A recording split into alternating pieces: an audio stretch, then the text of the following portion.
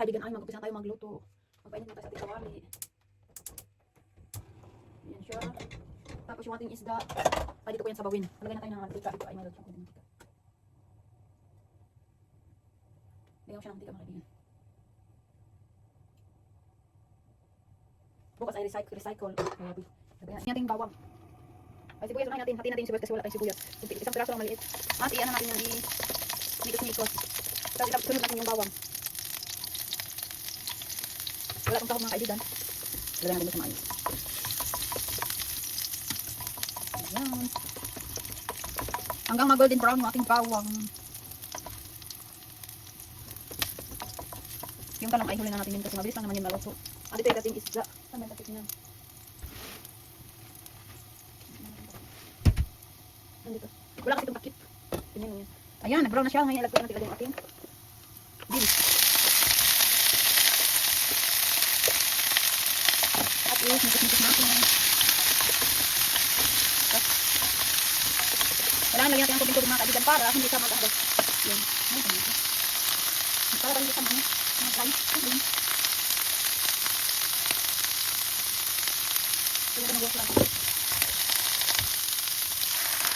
Kasi ito ay maganda maluto mga kaibigan. Ito. Kaya lalagyan natin tubig. Pwede natin yan tiplakan. Tiplakan natin yan kayo. Yan mga kaibigan ay ilagay natin yung ating ilagay na natin yung ating talong. Kasi malapit na maluto yung ating beans. Ilagay natin.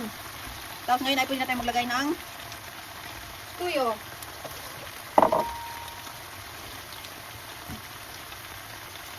Ilagay natin tuyo mga kaibigan.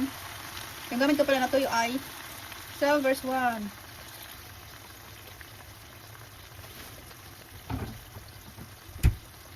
At i-tus natin siya. I-simmer natin hang maluto yung ating talong. Ayan na siya mga kaibigan. O diba simpleng ulang siya adobo. Dito kasi walang pili lang mabili mo na gulay kasi mahal. Kaya ano. Ayan mga kaibigan ay luto na yan siya. Tingnan mo natin. Ayos na mga kaibigan, luto na po.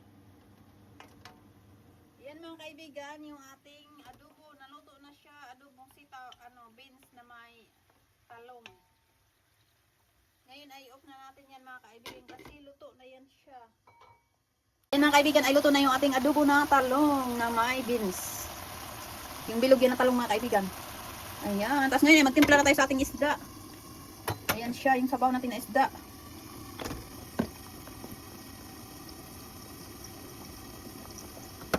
Timplahan na natin yan mga kaibigan.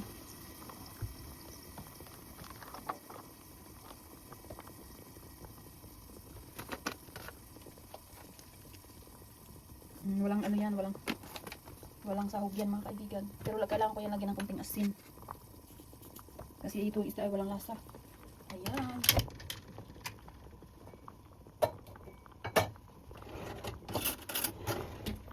Ayan mga kaibigan, itong isda natin ay luto na yan siya.